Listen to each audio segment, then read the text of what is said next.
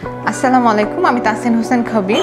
আমি daffodil international college ঢাকার 2015-16 সেশনের ছাত্রী ছিলাম। এখন আমি ঢাকা ইউনিভার্সিটি থেকে বিএসএস এবং এমএসএস কমপ্লিট করেছি পাবলিক অ্যাডমিনিস্ট্রেশন ডিপার্টমেন্ট থেকে। আমার ঢাকা ইউনিভার্সিটির জার্নিটা একদমই ইজি ছিল না।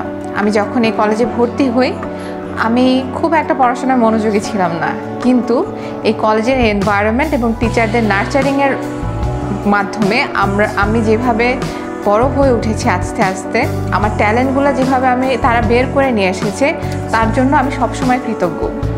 এখানে আছে এক্সট্রা কারিকুলার অ্যাক্টিভিটিস, এবং এক্সট্রা কারিকুলার অ্যাক্টিভিটিসের মাধ্যমে এখানে স্টুডেন্টদেরকে অনেক স্কিলফুল করে তোলা হয়।